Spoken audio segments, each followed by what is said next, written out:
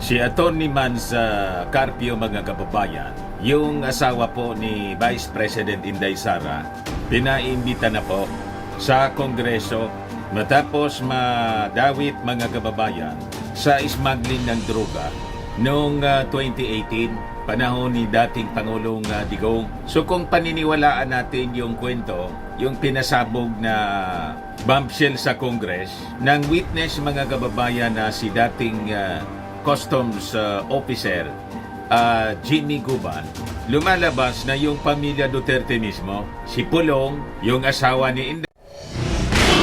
Nagbabagang mga balita at magtamakay sa mga isyo ng lipunan. Pulsa, opinyon, para at paglalantad sa katotohanan. Pulsa, what you see is what you get.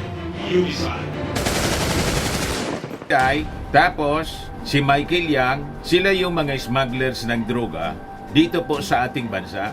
So, kahindik-hindik, mga kababayan, na pagbubunyag yung ginawa po sa Congress ni Jimmy Guban.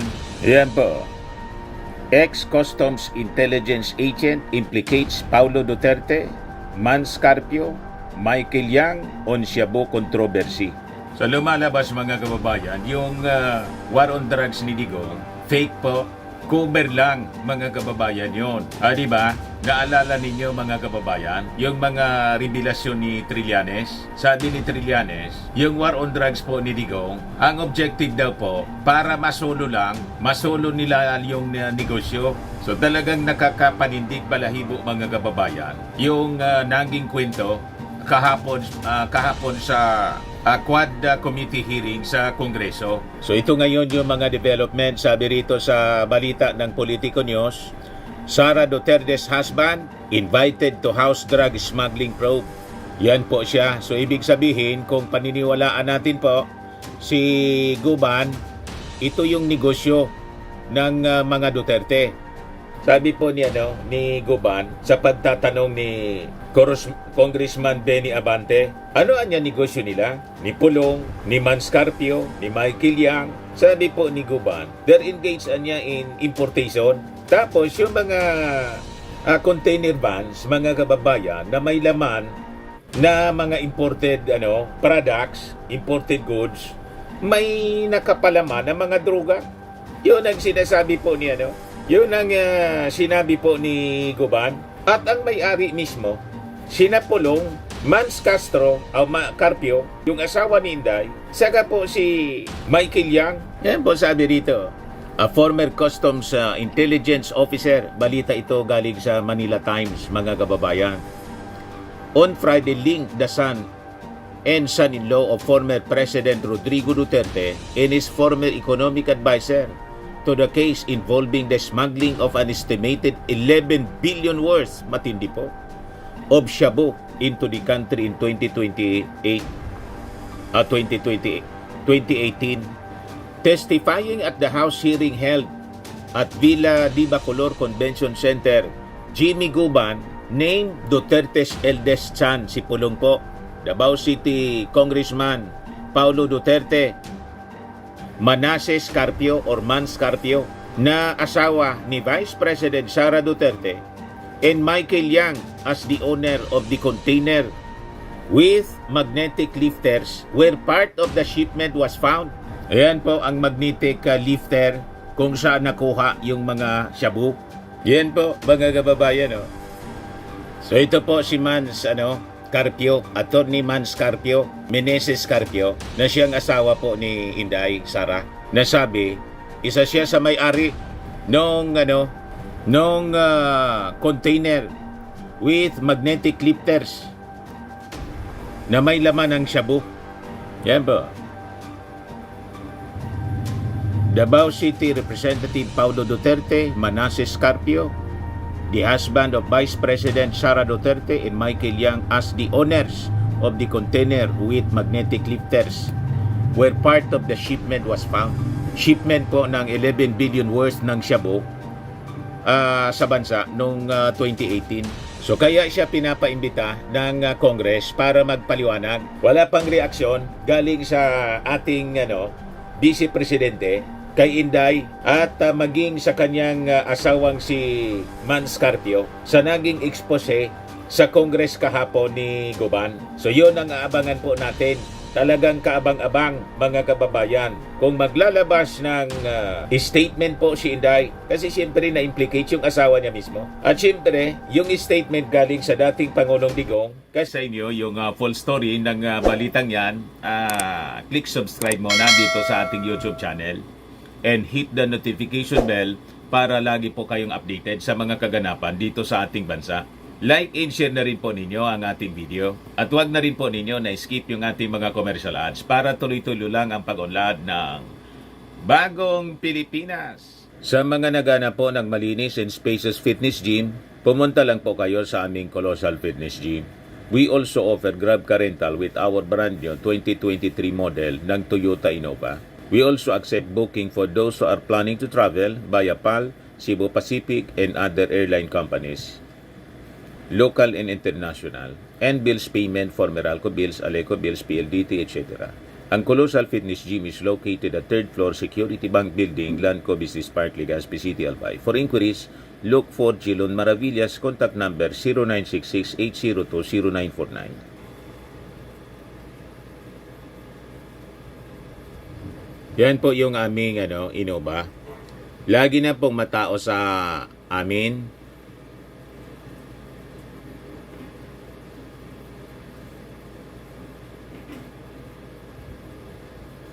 Yan po mga bagong clients namin.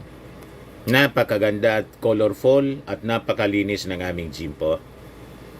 Pati mga foreigners po pumupunta sa amin, mga British tourist po sila dito sa Legazpi. Na-set up na rin po yung aming mga brand new gym equipment.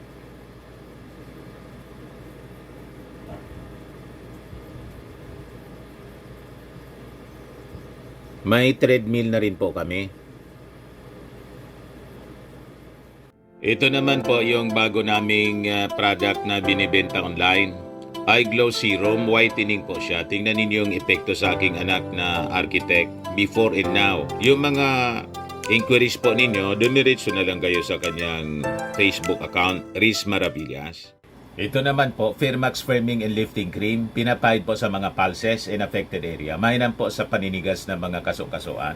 Ito naman po, Automax Radiant Serum. Sa mukha naman yung application, anti-aging po siya. You will look 10 years younger than your age. Sa mga cancer patients naman po, baka lang gusto ninyo itong itry. Neng siya red mixed fruit drink. Hindi mo po siya gamot, food supplement siya. Kaya lang, gawa siya mga kababayan sa goji berry. Yung goji berry may anti-cancer properties. O ngayon, yung mga inquiries ninyo, dumiretso na lang kayo sa aming messenger sa Facebook para masagot namin agad. Ayos pa? Ayos na ayos niya, Mr. Maravillas. Kasi ito yung war on drugs niya na lumalabas. Fake po yung kanyang war on drugs. So sabi rito, aside from Carpio, Davao City Paulo Duterte, brother of Vice President, was also invited along with former Environment and Natural Resources Undersecretary Benny Antiporda and Presidential Task Force on Media Security Executive Director Paul Gutierrez. Si Pulong at saka po si Paul Gutierrez na appointee pa pala ng ating Pangulong Bongbong Marcos. Nag-react na po. Ito yung naging reaksyon mga kababayan ni Pulong. Hindi daw niya kilala si Jimmy Guban. At sigurado daw siya na hindi rin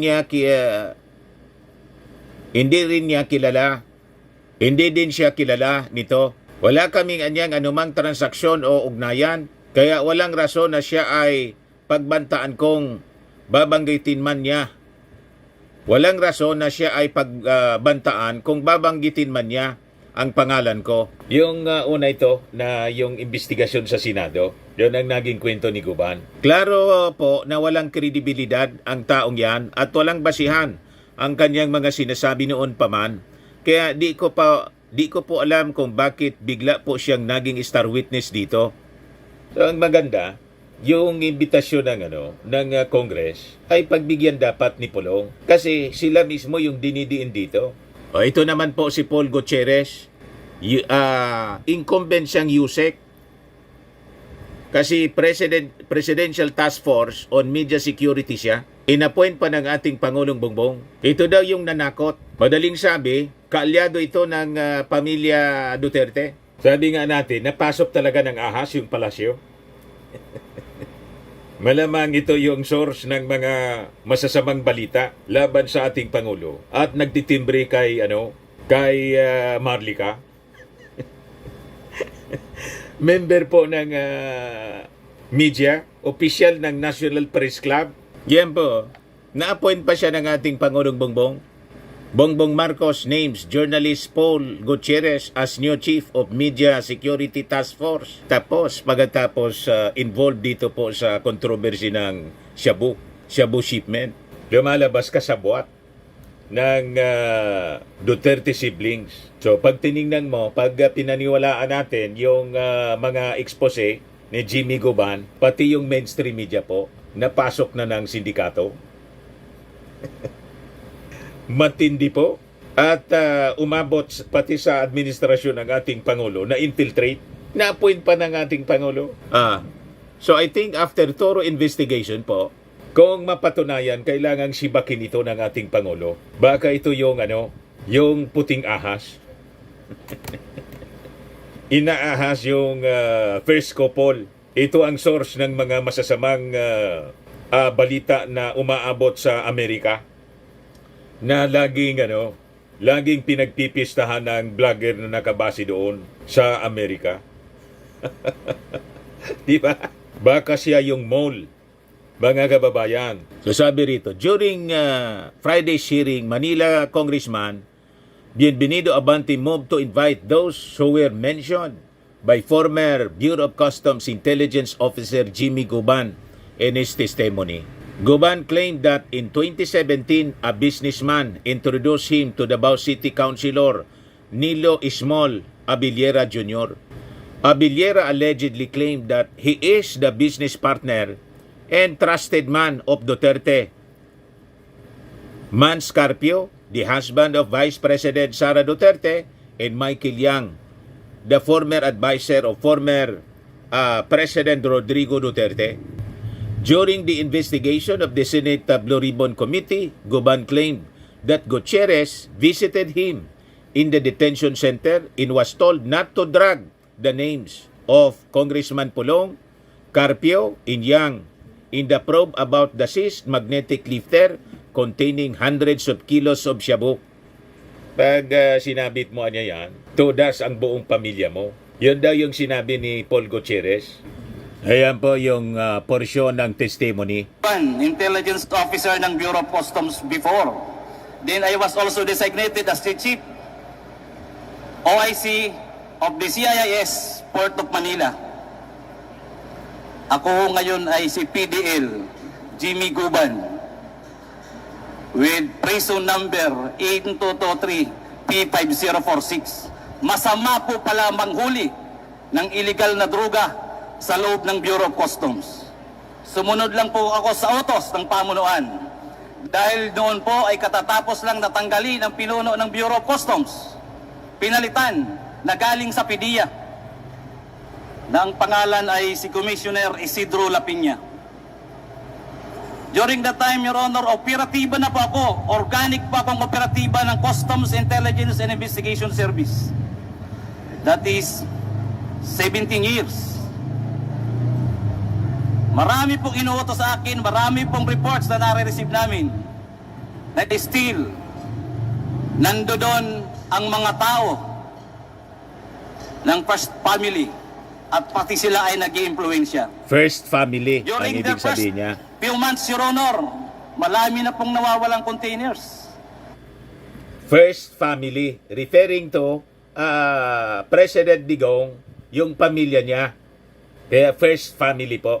Siya mismo daw, yung first family, yun mismo nag-impluensya. Yung asawa ni Inday, na si Atty. Mans Carpio, tapos yung anak, si Pulong. Kasi sila yung may-ari ng shabu shipment mismo. Yun ang mabigat po na pasabog ni Guban. Sa Port of Manila, sa Taguluan, MICP, missing. Even in our intelligence report, we received already about 7 to 10 containers loaded with shabu. Isa ho Matindi. itong magnetic lifter na isiswing nila na hinabol namin, inayos ko because I was then chef. May aksix na ho ako sa E2M. Nakuha po namin positibo nag-joint press release ang BOC Commissioner at DG ng PIDEA sa loob ng Bureau of Customs. It was a good accomplishment. Your Honors, pagdating ho sa Blue Ribbon Committee, nagbago. The night before the Senate Blue Ribbon Committee, may tumawag sa akin, hindi ko kilala, nag-ring ang cellphone. Another ring, may kasunod na text, nagpakilalang si Dis Mangawang. Dis Mangawang is our deputy collector during that time sa Port of Manila. Nagpakilala siya kaya sinagot ko, pero hindi ko kami yan magkaibigan as an employee of the Bureau.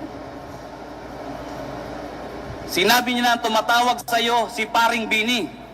Kausapin mo. Si Paring Bini. I am referring to Mr. Bini Antiporda. Yan ang minimin ni Jimmy Guban. Bini Antiporda, dating Environment Secretary, nag-deny na rin po. Sabi niya, walang koneksyon. That's why, nagtataka ako bakit ganyan ginagawa sa akin. We all know na nakatulong nga siya at gusto niyang mag-save siya roon sa pagkakakulong niya. Gawan niya ng paraan na tama. Huwag na siyang mandamay ng taong walang kasalanan. Maganda siguro po. Yusek Antiporda, member din niyo ito ng media daw. Taga-media daw ito. Hindi ko masyado sila, hindi ako familiar masyado ng mga taong ito. Members ng, one of the members ng National Press Club. So, isa siyang journalist, tapos na-appoint as Environment Secretary. Ngayon, sabi dating Yusek ng DNR, ibig sabihin, wala na siya ngayon. So, kailangan magpaliwanag siya. So, kasama siya sa iniimbita ng Congress to shed light on this controversy, mga kababayan, sa issue ng war on drugs na lumalabas. Piki man lang po yung war on drugs ni Digong.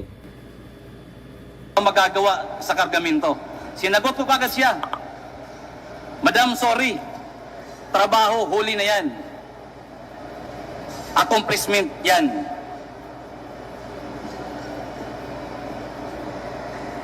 So, ano tingin ninyo, mga kababayan? Tuloy natin yung testimony. May sumunod po sa akin na kumatok.